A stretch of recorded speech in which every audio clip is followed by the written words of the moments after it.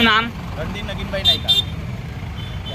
આજે કયા મુદ્દાને લઈને તમે જે ફરિયાદ આપવામાં આવી છે તે કયા મુદ્દાને લઈને આપવામાં આવી છે? હવે આજે પાટીસાંકોથી જે ખેરગામ રોડ જે છે આખો, હવે અહીંયા રેલવેએ જે કામગીરી કરી હતી આગળ 10 દિવસ પહેલાં, કે જેથી ટ્રેનો ને બધું જાય છે તો મળમૂતર ને બધું પડે, તો રેલવેએ સારી રીતે એમનું કાર્ય અહીંયા પૂરું કરી દીધું છે કે જેથી ટ્રાફિકમાં કંઈ પ્રોબ્લેમ નહીં થાય, મળમૂતર નહીં પડે કોઈ પર, એટલે સારી રીતે કામગીરી એમણે કમ્પ્લીટ કરી છે. પણ હવે જ્યારે રોડ ચાલુ થઈ ગયો છે ત્યારે અહીંયાથી કેવું છે કે આજે મુગરાવડીનું ગરનાળું પણ બંધ છે, કરી દીધું છે, એટલે એની ટ્રાફિકની સમસ્યા વધે છે. પ્લસ અહીંયા ધૂળ અને માટીને બધું રચકણ બહુ બધું છે, જેથી ધૂળ વધારે લાગે છે, જેથી એક્સિડન્ટ થવાની સંભાવના રહે છે. અહીંથી સવારેથી છોકરાઓ લોકો પણ સ્કૂલે જાય છે, તેમને પણ ઘણી તકલીફો થાય છે, બરાબર છે.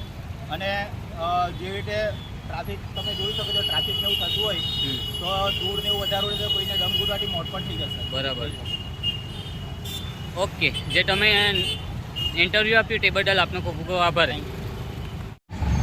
આજરોજ તારીખ 3/1/2024ના રોજ અમે માર્ગ અને મકાન વિભાગમાં અરજી કરી છે કે છેલ્લા 10 દિવસથી આ ચીપાડ ગરનાળું એ ગરનાળાને રિપેર કામ ચાલતું હતું, તેનું રાહદારી પણ મળમૂત્ર પડતું હતું. એ રિપેર કામ પૂરું થઈ ગયું ને પછી જે સિમેન્ટ કોન્ક્રીટ ને જે ધૂળ પડી છે એ ધૂળના કારણે આવતા જતા વાહનને રાહદારીને ઘણી તકલીફ પડતી છે. જેથી કરીને અમે આ તંત્રને જેમ બને તેમ જલ્દી કામ પૂર્ણ કરવા કીધું છે.